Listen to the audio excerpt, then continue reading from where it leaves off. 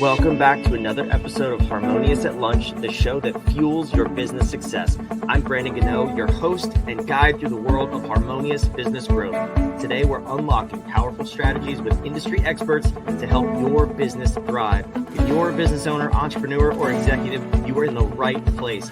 Join me and our incredible guests today on the journey to clarity, growth, and success. It is time to revolutionize your approach to business. Let's dive in with another episode of Harmonious at Lunch. Welcome back into some more bite-sized business advice. We got an episode today. We're going to be talking about leadership in the 21st century.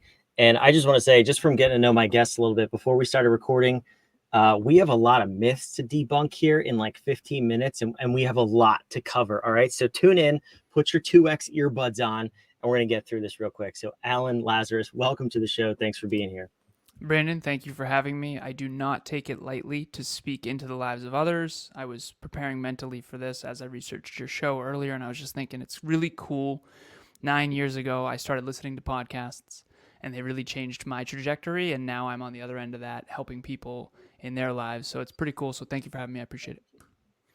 I hear that loud and clear. And first of all, I'm glad one of us is prepared mentally for this. I'll just leave that there. But as far as this show itself, I kind of created this for that same reason, because I used to be a podcast junkie, and it sounds like you have a similar backstory. I just wanted like more of that personal development. And as I grew my business journey, I started realizing that not all advice was good advice. You can't really trust everybody on the internet, and you don't really know their backstory. So personally, I try to bring guests on who are vulnerable, transparent, open, and who can actually help the listener. And I try to be the same thing in my journey. That kind of leads us into the conversation of today, where we were just talking behind the scenes here about people who are real and who are not so authentic in the business leadership space. So when we're talking about leadership in the 21st century, anchor us in there. Where do we have to start with this conversation in your eyes? The fact that leading by example is something that is it's the simplest leadership principle. Simple, but it's also the hardest to actually do. And I told you 9 years ago, I was also personal development junkie, big time, obsessed. Every book I could get my hands on. And then eventually I grew my business as well. And I ended up meeting a lot of these mentors and people. And behind the scenes, I went, every pedestal was just destroyed for me. I've coached rich people, famous people, multimillionaires, XYZ, mentors. I've been a mentor and been mentored by all the different and several of the big names. And I'm not going to name drop here, but at the end of the day, it was alarming to me. And what I mean by alarming is you can scream into a microphone and say, you got to grind and you got to grind, and then you're completely out of shape. You don't go to the gym. You you take better care of your Porsche than your own family. And for me, I grew up without a father. My father passed away when I was 2 years old. And so I've been looking for a male role model my entire life.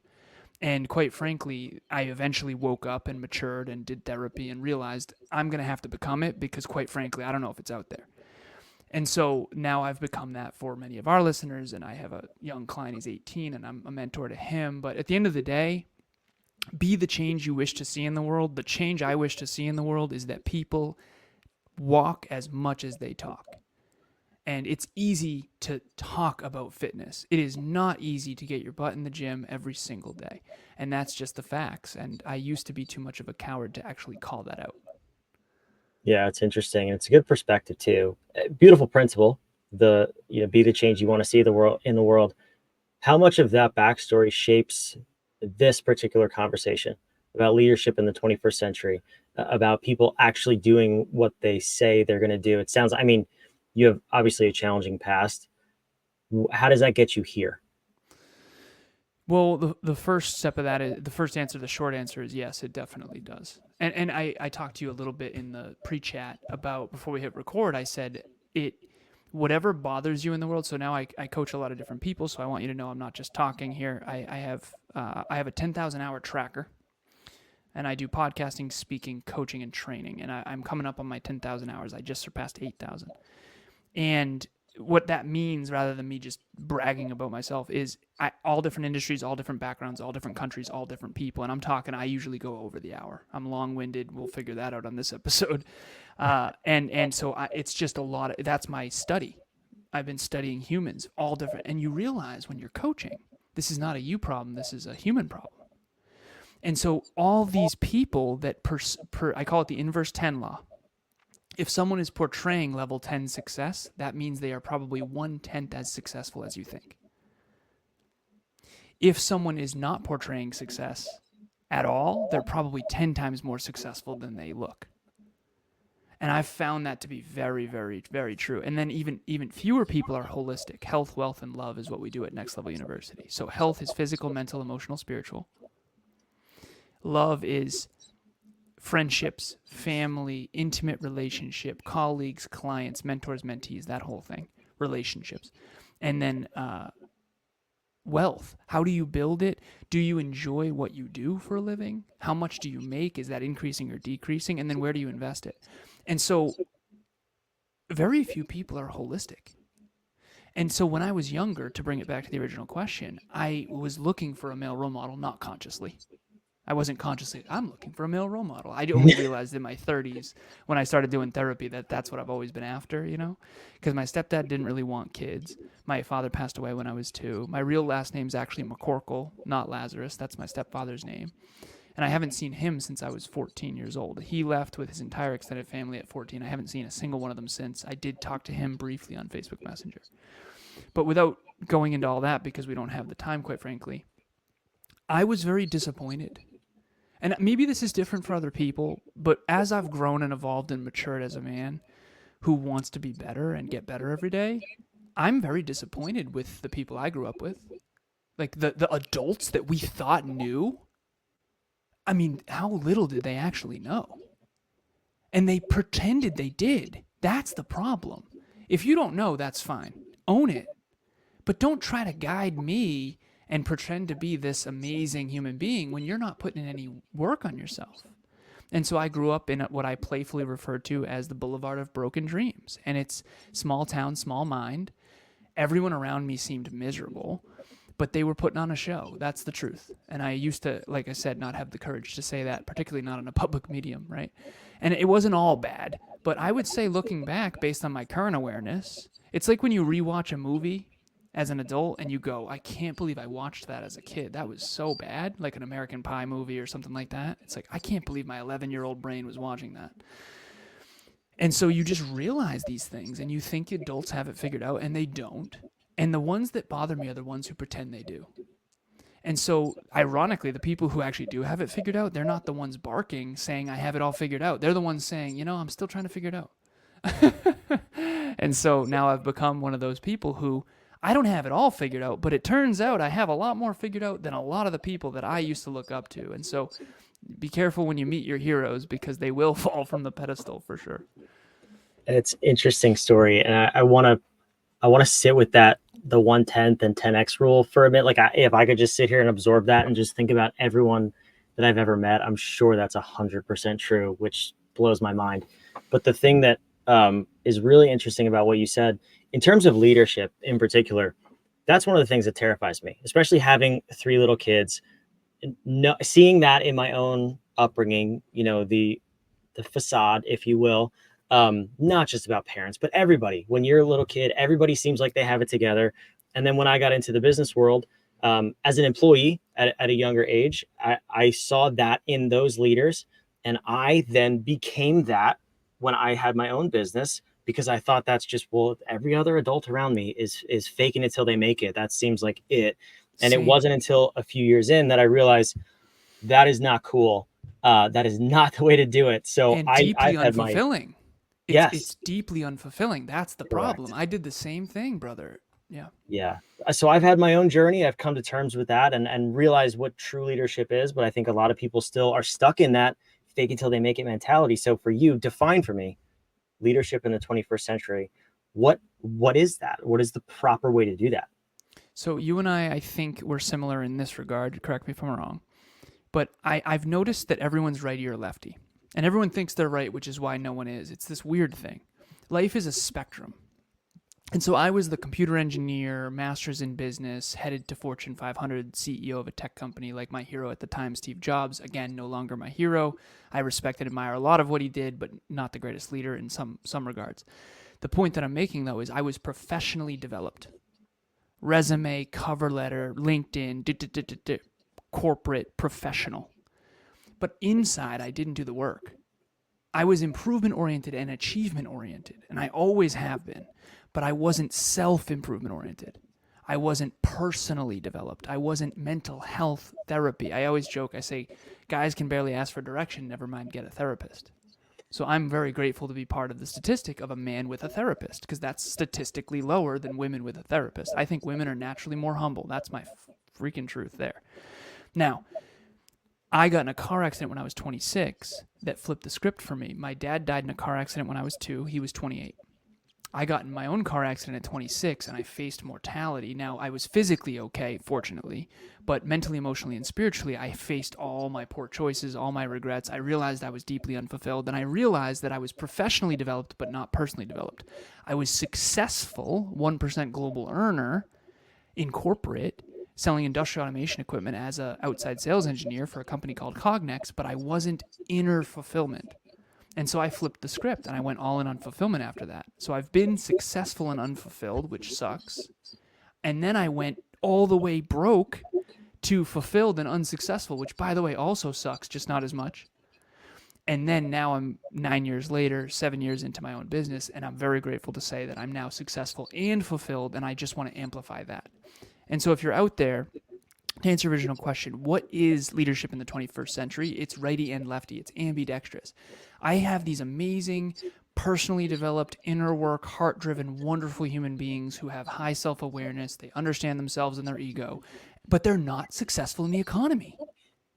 Not all of them. Some of them are, but not really. And then I've got these professionally developed ding-dongs that are so successful, brother, in money, but they are children on the inside who are just ego-driven, arrogant, don't even know it, can't look in any mirror whatsoever, metaphorically or literally. And it's like, oh no, rut-row, those are the people we look up to? Rut-row. So for me, you need to be holistic. I can't have you preaching about maximizing your potential, screaming into the microphone while obese. I'm not trying to be unkind to people. I want to help you. But the only way to help you is candor, rationality, and candor. I have to be honest. And being honest is, listen, I've worked out every day for 2.25 years, every day. We started a little fitness challenge. It started out with just 4 months, and then we went to a year, and then my girlfriend said, let's do it forever, and I had a panic attack. But we did it, and we've been doing it. It's only 35 minutes. Walking counts, soccer counts, basketball, whatever. Weight training is most of it. At the end of the day, I will never, ever, ever tell someone else to exercise unless I am exercising. Ever. Because that's what bothers me in the world. If you are out there and you are not leading by example, we're not going to get along. Now, that said, I was looking for a role model who I think was virtuous, intelligent, and holistic. And I did not find what I was looking for. So I worked really hard to become it. So whatever it is you're looking for, maybe my standards are different. They probably are. We're all unique. Whatever you're looking for out there, build it in here. That's leadership in the 21st century. So it's easy to say as a principal listening to this, if you're a leader hearing this saying, okay, I can do that. What's the next step though? Because the person listening to this has a team, they have employees, they are a leader to some degree. How good or bad they want to rate themselves is a different story, but they need to show up with congruence to their team, to their people, because they're thinking the same thing. If they're looking at you and you're overweight and you're saying you guys need to be in better shape, well, he's not, so why should I? It's the lead by example thing that you're saying. So how do you flip that script immediately and say, I have not been leading by example. I have not been congruent with my words. I have not been, let's use the name of the show, harmonious in the way I'm acting and speaking. What do you do then? You have that come to Jesus moment and you need to change in your life or get real. How do you go about that? I love the harmony thing, by the way. I think harmony is great. A lot of people talk about balance. Harmony is the way. I love it. So the answer to that question is the first step is the admittance. It's what you just said of listen, and I have this triad of transformation is what I call it, and I took a fire protection engineering course in college and I loved it, and it was you need heat, fuel, and oxygen in order to create fire, and so I created this little framework. It's a triad, and you need humility, you need courage, and you need vulnerability to create transformation. Because the first step to solving a problem or improving something is admitting that it's not as good as it could be. And that's hard for people. I get it. It took a car accident for me to look in the mirror. So I get it. I had my ego up here, and that had to burn to the ashes so the phoenix could re-rise. And the new version of me came out of that. And fortunately, that was my wake-up call. I'm grateful for that in hindsight, even though it was very traumatic at the time. Mentally, emotionally, and spiritually. Physically, I was good. But so that's the first step is you got to look in the mirror yourself. Physically, look in the mirror. And are you proud of that person? Are you your own hero? Are you go back in time. My therapist, we do some different work together, and she said, "What does little Alan want to say to you?" And I had this really cool little meditation where it was like, "Whoa." And my girlfriend, she's gorgeous and amazing, and it's like, you date her, right? It's like that little version of you. Like, have you become your own hero? And in the past, I couldn't say I did. In the past, there are times where I definitely could not look in the mirror and say, you are your own hero. And until you get to the point where you can, you're not going to be able to authentically lead other people. Become your own hero. And rather than some motivational quip, to your point, what does that look like in a practical sense? It looks like figure out, I used to think, I have this framework, I call it, we've all heard the fixed and growth mindset thing. There's super fixed, there's semi-fixed, there's centered, then there's growth, and then there's super growth. I went from semi-fixed, where I could improve externally, but I wasn't focused on internal growth, to super growth. And super growth is actually very delusional, which I learned the hard way, which is anyone can achieve anything. And you realize, listen, I'm not going to beat LeBron James at basketball. We all have certain potential, okay? So I try to encourage people to be very pragmatic and practical. And I used to think that you could change yourself. Oh, if I don't like it, I can just change it. I actually coach a lot of people now, and I realize you can't change people at their core. What you can do is get the junk off the core, face the fears of the core, and own the strengths and the weaknesses of the core, and then you can amplify the best version of that. So I used to say you can achieve this and become this person. Now I say, no, let's go to who you really are and uncover it. And then let's amplify and grow that, rather than the facade or the fake it till you make it. Some people are heart driven and they need a personal trainer to show up to the gym. And if the trainer is sitting there waiting, they will never miss. There's other people that don't need that. I don't. I am my own accountability. Other people, you can't get them to the gym unless they have a trainer sitting there waiting. That's okay. Own that. I'm a rational computer engineer, mathematical, science, technology, engineering, mathematics, business, and finance mind. I've tried to be well-rounded and empathetic and warm and loving, and I do okay with it, but I'm not ever going to, that's not my strength zone.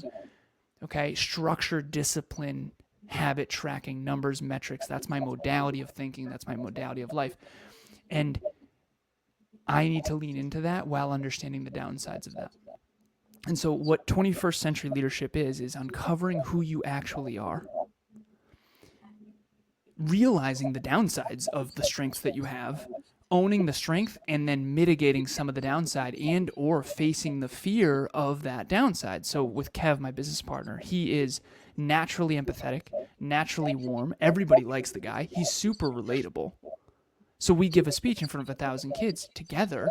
I'm afraid to be hated. He's afraid he's not going to add value. I'm not afraid of not adding value at all. I'll get you thinking differently. I'll change your whole world if you listen. But if you hate me, you won't listen. I'm not a naturally likable guy. I get it. People know I don't struggle with self-doubt. Ooh, not like me. Kevin struggles with self-doubt. Super relatable. My vulnerability isn't I struggle with self-doubt. My vulnerability is I don't. And I'm not like you, and it's scary to say that because now you're going to think I'm arrogant and hate me. And if you hate me, I can't help you. And there goes my mission. So when I had social cowardice, I was a coward. I didn't want to share my strengths. I was not afraid to share my weaknesses. I'm insecure about my calves, and I'm tall and lanky, and I bodybuild because of it. Like, I have no problem. Some people have no problem sharing weaknesses, but they're so scared to share their strengths. Kev, the opposite. Doesn't want anyone to know his weaknesses, but he wants to amplify his strengths. He is vulnerable sharing his weaknesses.